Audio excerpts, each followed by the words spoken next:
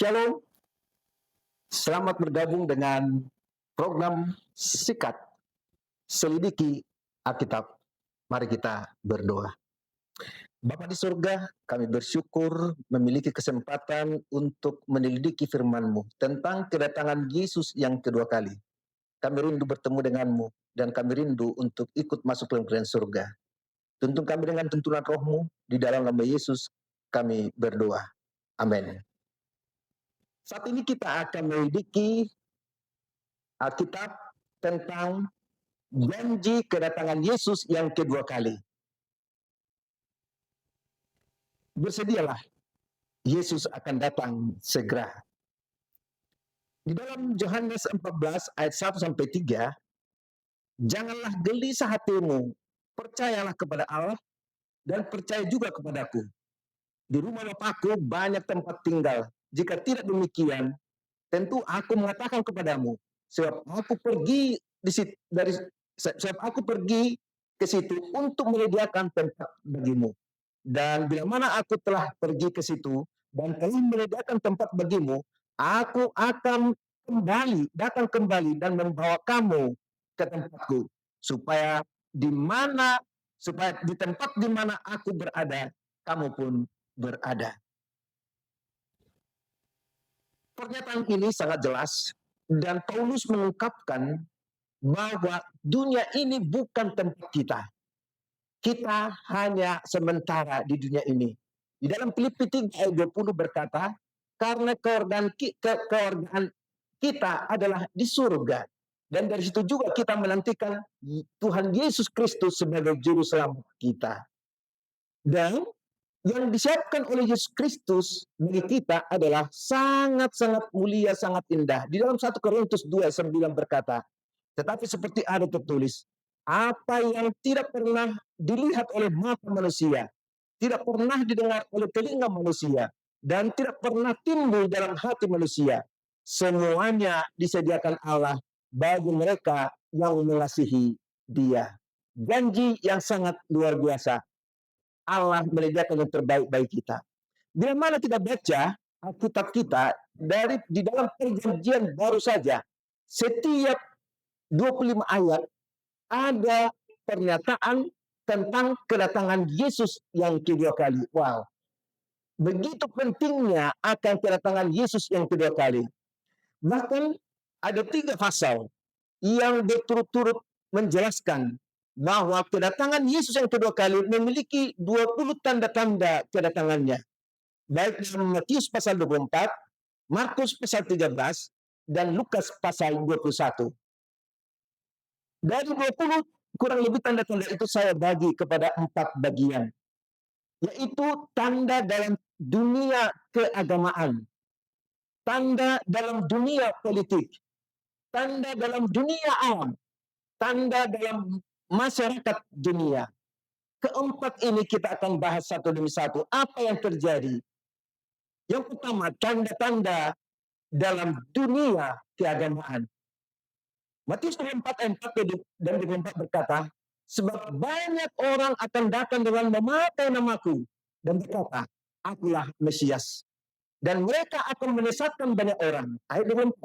Sebab Mesias palsu dan nabi-nabi palsu akan muncul. Mereka akan mengadakan tanda-tanda yang dahsyat dan mujizat-mujizat, sehingga sekiranya mungkin mereka menyesatkan orang-orang pilihan juga. Itu sebabnya Yesus berkata, berjaga-jagalah, bersedialah, karena akan banyak penyesat. Yang kedua, tanda dalam dunia politik. Apa yang terjadi? Di dalam Matius pasal 24 ayat 6, kamu akan mendengar deru perang atau kabar-kabar tentang perang.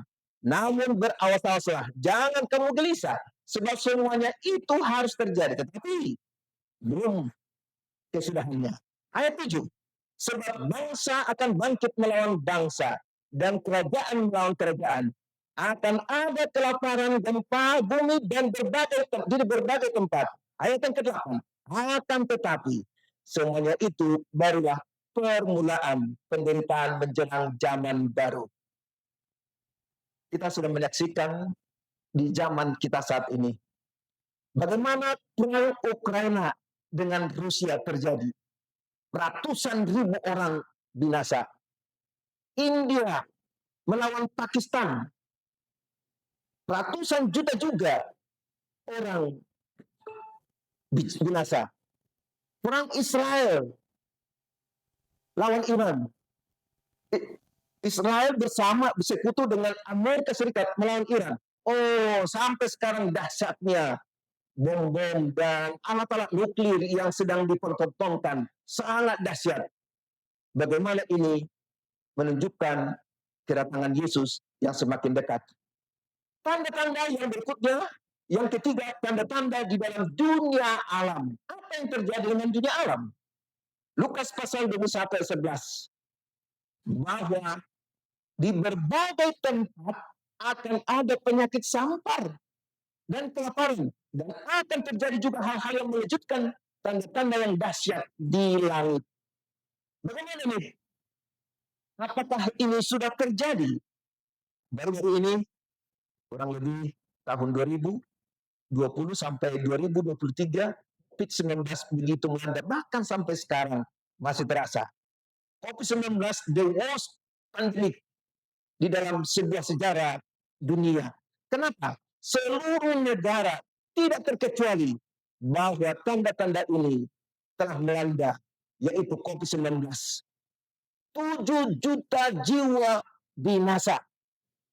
Ini mengatakan bahwa peringatan, perdebatan, dan tanda akhir zaman agar mata kita terbuka untuk melihat, menantikan kedatangan Yesus yang kedua kali. Begitu juga dengan kelaparan.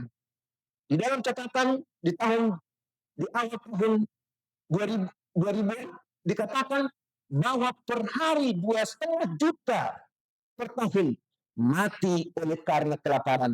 Apalagi saat perang sekarang ini. Begitu banyak orang binasa.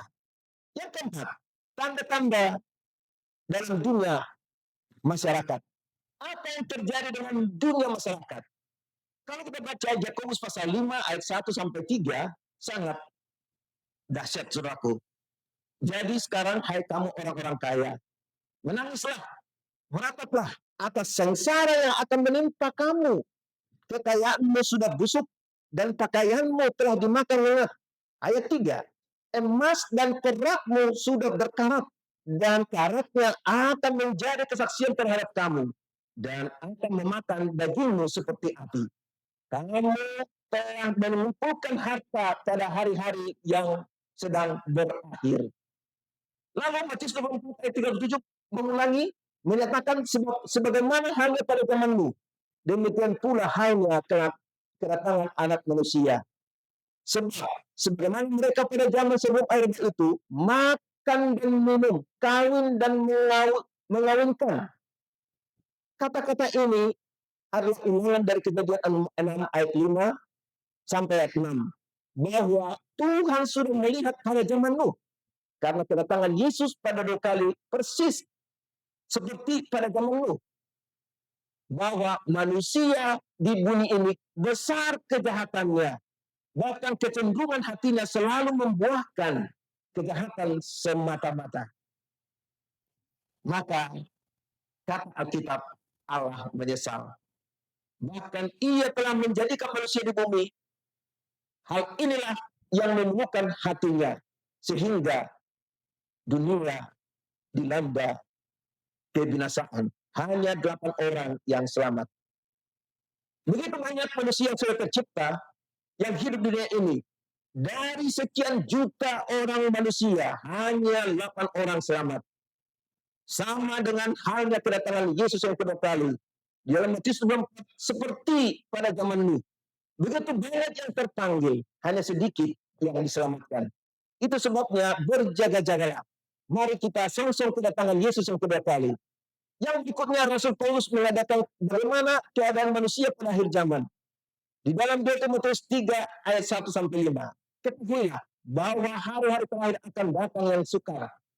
Masa yang sukar. Manusia akan mencintai dirinya seperti dirinya sendiri dan menjadi hamba uang. Mereka akan membuang, menyombongkan diri. Mereka akan menjadi memfitnah. Mereka akan berontak terhadap orang tua dan tidak berterima kasih, tidak peduli akan agama, tidak tahu mengasihi, jika mau berdamai, tidak mau berdamai, suka menjelekkan orang, tidak dapat mengekang diri, garang, tidak suka yang baik, suka mengkhianat, tidak berpikir panjang, lagi tahu, lebih menurut hawa nafsu daripada menuruti Allah.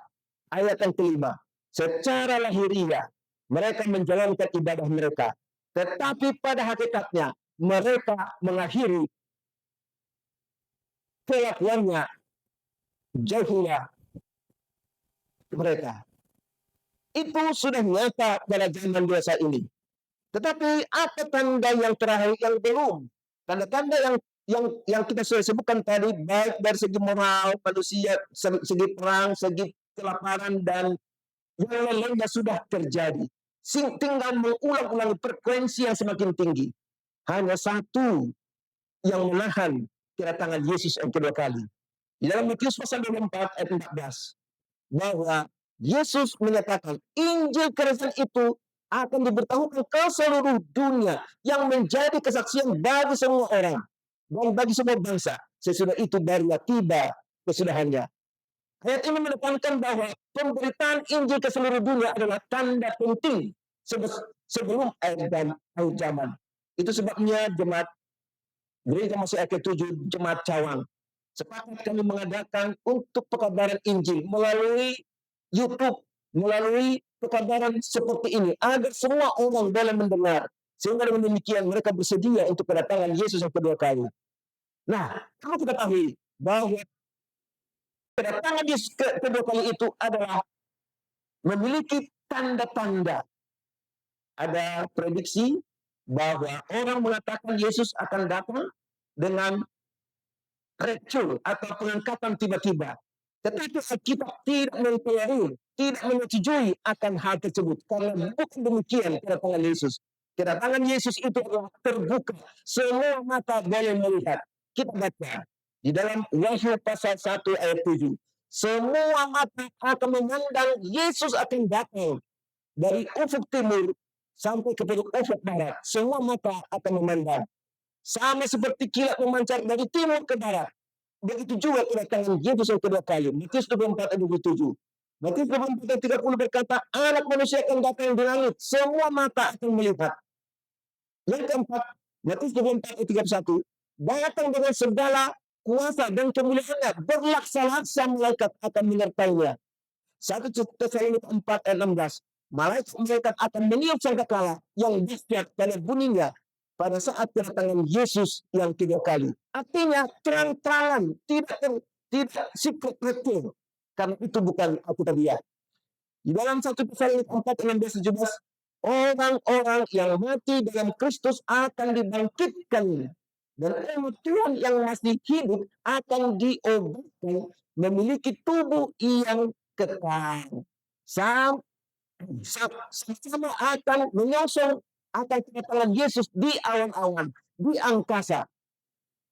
Yesus datang di awan-awan. Kita menyosong dia di angkasa. Dia tidak menginjakkan kakinya di bumi. Lalu kita akan dibawa ke surga. Kalau begitu, kapan kedatangan Yesus? Atau kiamat atau akhir zaman yang kita nanti-nantikan itu? Saudaraku, di dalam Matius 24 ayat 36, tentang hari dan saat itu tidak seorang pun tahu. Malaikat-malaikat di surga pun tidak. Dan anak manusia tidak. Bapa pun, hanya Bapa sendiri yang mengetahuinya. Di dalam Matius 24 ayat 42, kedatangan Yesus itu bagaikan pencuri. Tidak ada yang tahu. Itu sebabnya berjaga-jagalah. Sebab kedatangan anak manusia datang pada saat kamu tidak duga. Dalam 1 Tesalonika 5 ayat 2, bahwa karena kamu sendiri tahu benar bahwa hari Tuhan datang seperti pencuri pada malam hari. Berjaga-jagalah. 2 Petrus 3:10, tetapi hari Tuhan akan tiba seperti pencuri. Pada hari itu langit akan lenyap dan dengan gemuruh yang dahsyat. unsur-unsur dunia ini akan hangus dalam nyala api, dan bumi dan segala yang ada di atasnya akan hilang lenyap. Sebab masih banyak ayat-ayat di dalam Wahyu pasal 3 ayat 3, kedatangan Yesus bagaikan pencuri. Wahyu 16 ayat 15, lihat aku datang seperti pencuri, berjaga-jagalah, berbahagialah dia yang berjaga-jaga.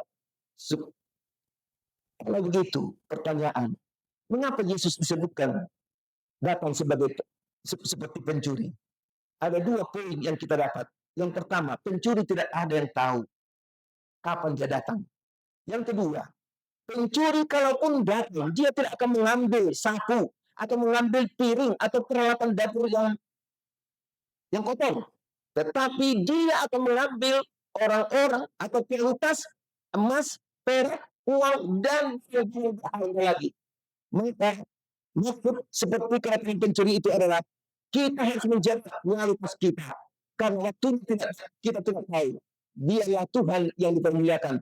Kita bersedia untuk kedatangannya. Jaga kualitas hidup bersama dengan Yesus. Itulah yang kita harapkan atas kedatangan Yesus yang kedua kali. Mari kita bersedia kedatangannya, mari kita berdoa. Bapa di surga, kami rindu ikut datang di hadirat Tuhan pada saat Engkau datang. Biarlah kami boleh melihat langsung wajah-Mu, dan kami boleh menikmati surga yang Tuhan siapkan bagi kami. Perbarui hidup kami Tuhan dengan tuntunan Roh Kudus-Mu. Biarlah kami terbangun dari rohani kami yang tidur, sehingga kami boleh selalu berjalan bersama dengan Yesus, dan kami boleh masuk ke dalam surga yang Tuhan siapkan bagi kami. Doa kami ini kami serahkan hanya di dalam nama Yesus, Selamat dan Penerus kami. Amin.